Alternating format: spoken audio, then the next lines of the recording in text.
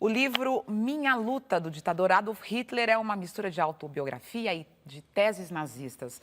O primeiro volume, escrito em 1924, e o segundo volume foi escrito em 1925, antes dele se tornar chanceler da Alemanha.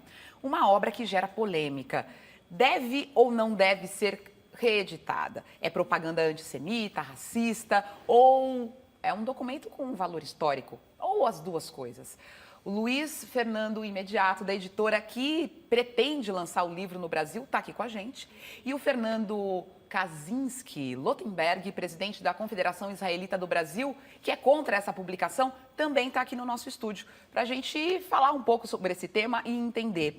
Eu queria começar a falar, você está aí já com um boneco do livro, né? Com algumas páginas. Minha Luta. E esse livro, por enquanto, ele não pode ser lançado, né? Ele não pode ser lançado porque há uma decisão preliminar da Justiça do Rio, a pedido do Ministério Público Estadual, então ele liminarmente está proibido. Nós estamos batalhando contra essa decisão que, no nosso entendimento, é totalmente equivocada. E a decisão, ela está baseada em que lei? Ela está baseada numa lei do racismo, mas acima dessa lei está a Constituição e está a Declaração Internacional dos Direitos Humanos, que é a liberdade de expressão. Mas é preciso deixar uma coisa bem clara. A minha editora, que é uma editora progressista, jamais publicaria Minha Luta no Brasil em português. Ela não pretende publicar Minha Luta no Brasil em português. Eu espero que depois desse programa o Cláudio Lotenberg saia aqui defendendo a nossa edição. Por quê? Porque a nossa edição não é o Minha Luta do Hitler em português. A Minha Luta do Hitler em português, em qualquer idioma, em mais de 30 idiomas, caiu em domínio público, está na internet, você baixa agora de graça. Até do ponto de vista comercial, seria uma estupidez a minha editora, progressista e esquerdista, né, publicar Minha Luta em português, que seria um prejuízo. Quem iria ler se está de graça? Qual é a diferença? É uma edição comentada. Minha Luta do Hitler, que é um texto abominável, racista, belicista, horrível, mentiroso, cheio de imprecisões históricas. Esse livro não presta, mas é um livro perigoso.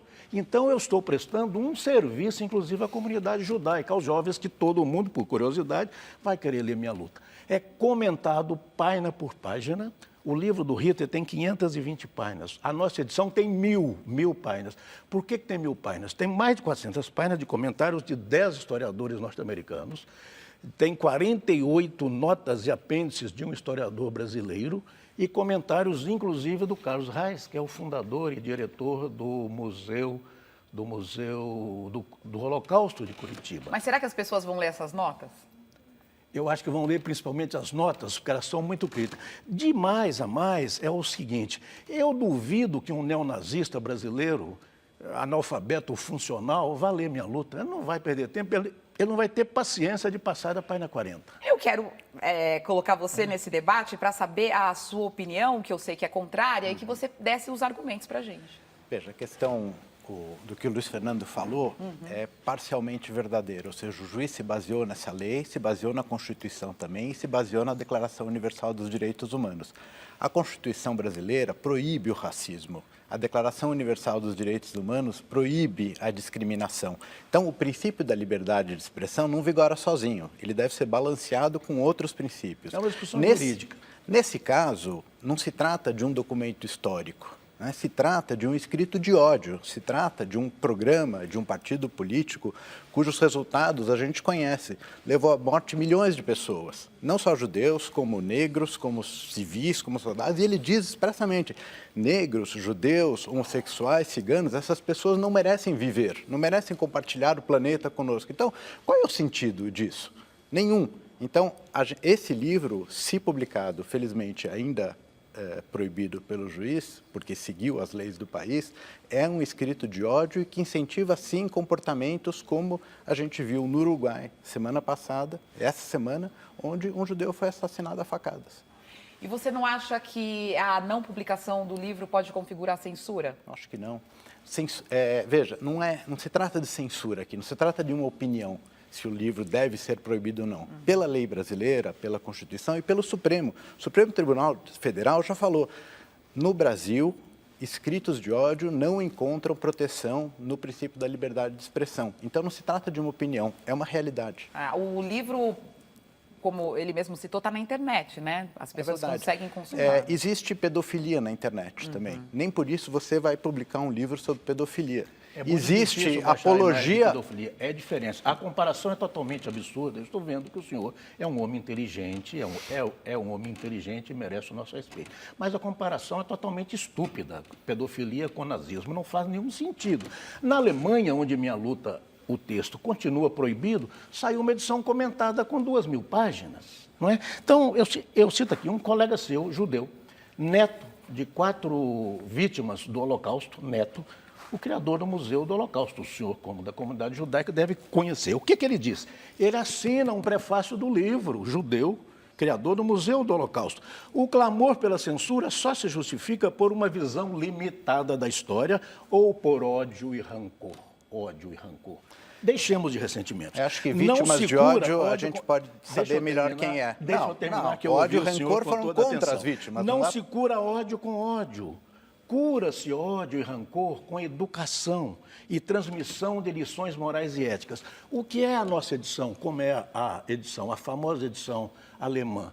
É isso, lições morais e éticas. Pega o texto do Minha Luta, que qualquer um pode ler. Qualquer um pode ler. Se eu quiser ler Minha Luta agora, eu leio. Se qualquer um que está aqui quiser ler Minha Luta agora, lê.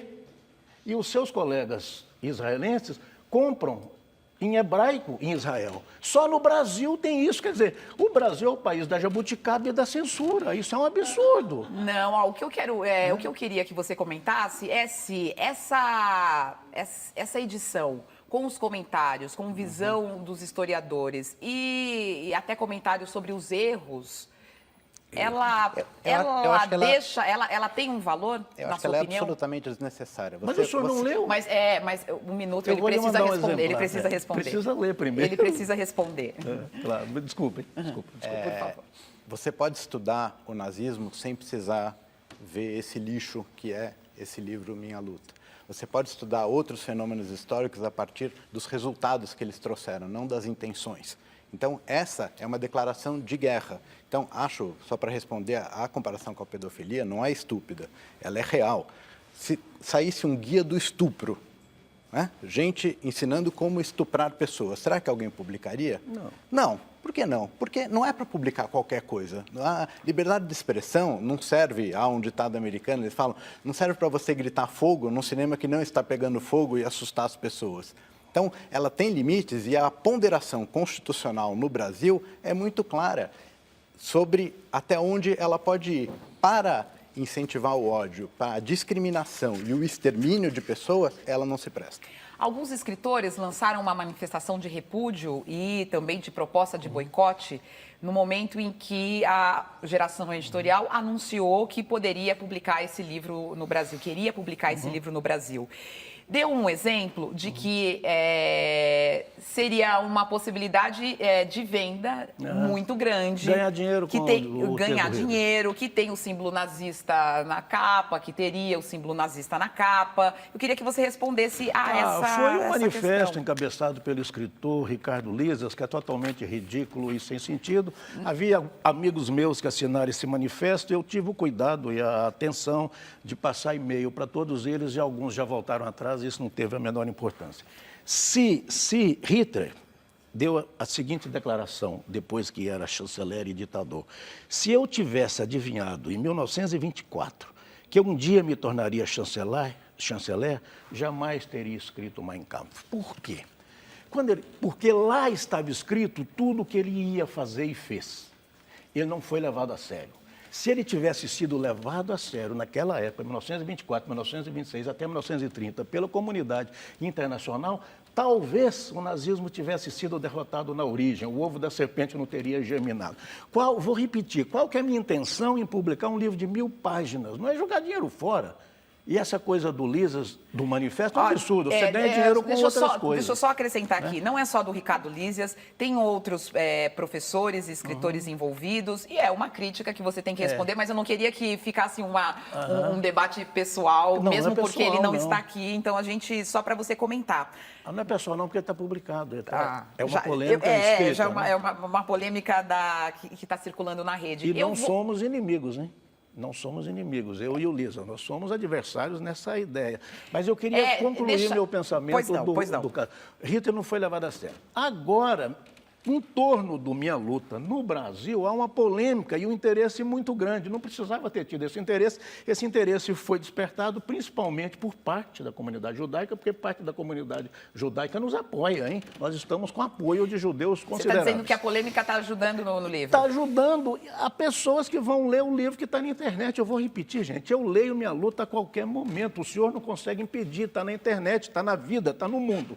O meu livro, ele é instrutivo, é para orientar, é para ajudar as pessoas. É um livro que você devia apoiar. Por que devia apoiar? Porque ele esclarece as pessoas. Olha, isso é perigoso.